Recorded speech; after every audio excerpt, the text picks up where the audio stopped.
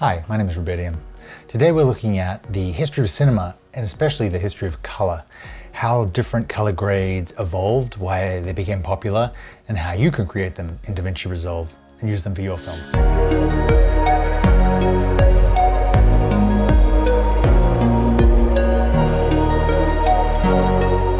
The first type of color process that became popular, and the first one we're going to look at today, is Technicolor. This was a really interesting invention where 3 strips of film went through the camera. The light coming through the lens was split by a prism and absorbed differently by the different emulsions on the film. Then they were developed separately, and there actually was a 3-strip projector, and it gave these beautiful, very separate colors. So red was just red, green was just green, and blue was just blue. The Wizard of Oz is probably the most famous type. It's a very bright, very primary color. So what we're going to do today is try and simulate the Technicolor process with this landscape. And first thing I'll do is bring up the contrast so it looks like a normal shot, add some saturation. Now what I'm going to do is add a serial node and then add 2 more parallel nodes. Now I'm going to go outside here and say add node combiner. I'm going to get rid of that association, and I'm going to link my 3 parallel nodes to the combiner and get rid of these guys. So now I have my contrast node and I have 3 separate nodes. And if you look down here on the combiner node, there is a red, green, and blue swatch. So what I'm going to do is go over to the RGB mixer, make the first one, set this to monochrome, make the first one all red, make the second one all green, and make the last one all blue. Straight away we have a really nice Technicolor feel to the image. I can further enhance that by bringing other colors back into my other channel. So if I put some blue into the green, suddenly the blue is super blue.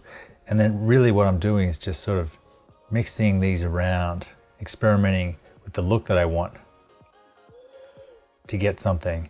If I still feel like I need to punch this up, I can go back to my original node and rather than saturation, hit the color boost, which super saturates the midtones, and I'll get even more. Going with the wind, and I grab a still. So straight away you get much more of a Technicolor feel, because the stocks in those days, the film stocks, didn't have as much dynamic range as digital does now, surprisingly.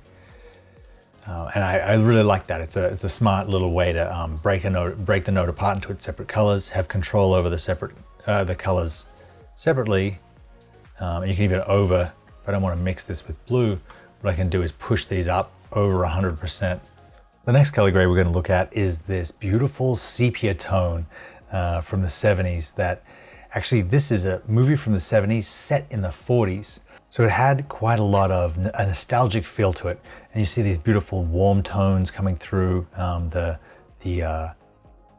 milky whites, this wonderful nostalgic warm golden glow, and probably it's most seen here in the throwbacks even further, I think first decade of the 20th century. We're going to have a look at how to create this sepia tone in Resolve on this clip from my short film, Neon Noir. I've semi-stabilized it, and what we're going to do up here is add a layer node, and in the first layer node we're going to really desaturate it and pump up the contrast. Then we'll add a serial node to our bottom layer node, and in this one what we'll do is offset everything towards that golden highlight. Somewhere there. Now if we set our layer node composite mode to overlay, straight away we're getting something pretty cool. If I put on my swatch with the Godfather, I think the saturation's probably a little higher now. Can we use it in this one? And if this is too intense, we can always go to our key output and just dial it back a little bit. I quite like it actually. And the same with the gradient ramp node, the contrast node.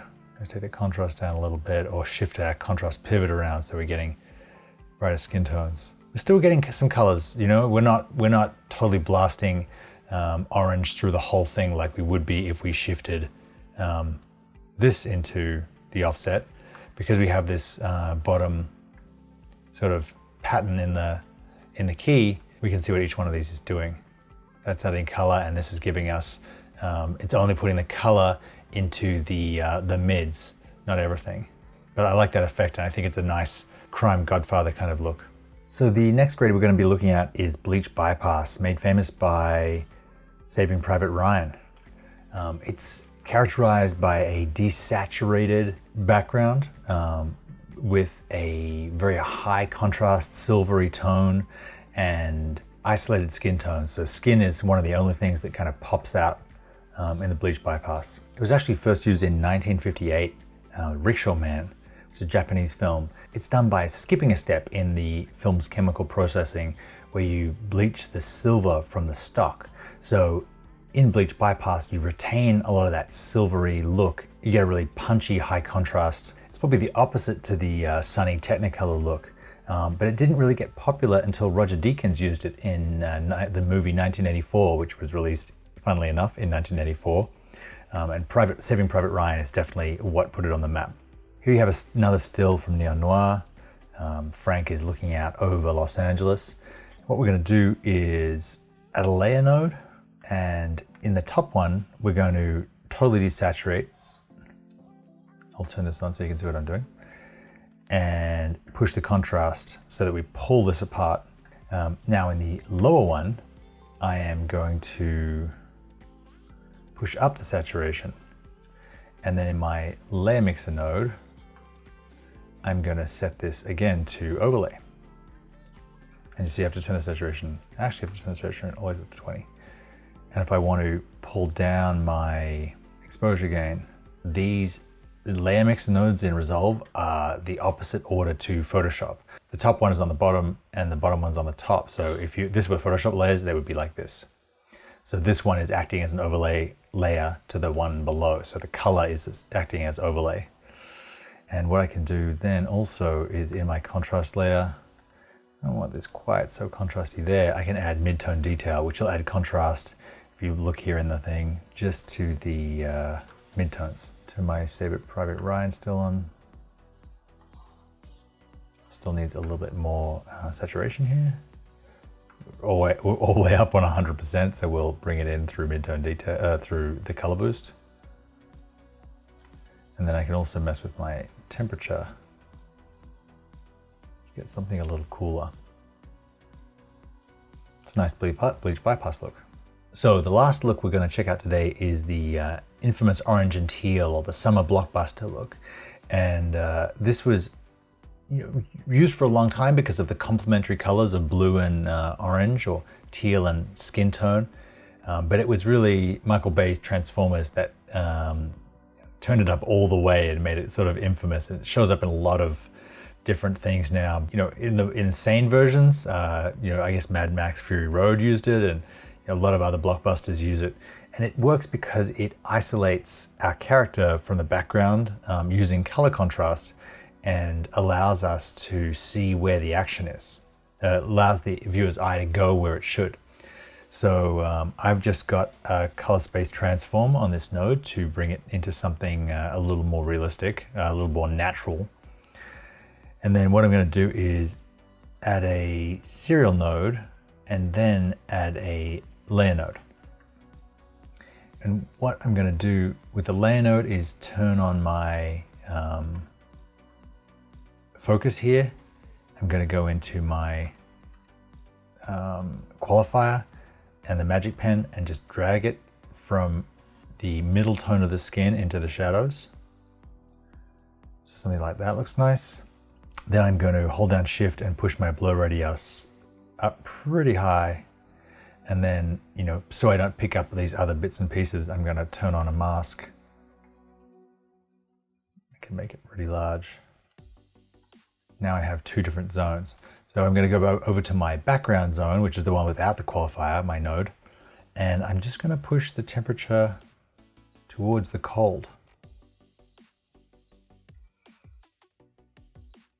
And I'm also going to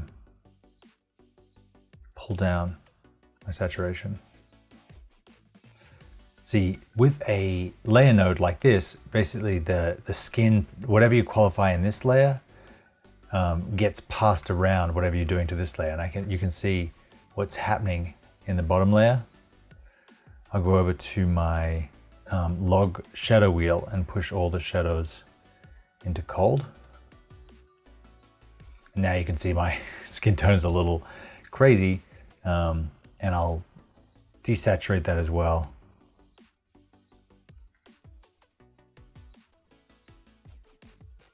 And then if I need to, I've lost a little, I can tab here, I've lost a little contrast in this bottom layer.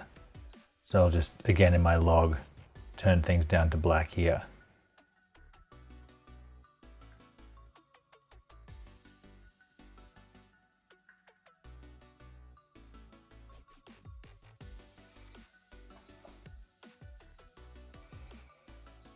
So you can see, even though the background is pretty dark, our eye goes straight to our skin tones. And while we have our skin tones isolated, why don't we go over and add some mid-tone detail, a little more contrast. We can bring the shadows up if we want. This clip should play through. Because I have that circle selection on, it's not, if I turn that off, you'll see it'll start to push into this other guy's face. But with it on, it isolates it. And we get to basically treat the skins separately than everything else. And you just get a nice shifted neutral in everything else but the face, and then the face blue shifted neutral, but everything about the face, and the face really pops out. I hope you enjoyed a look at the last century of color grades and came away with some ideas that you can use for your films. Thanks very much. I will see you next time.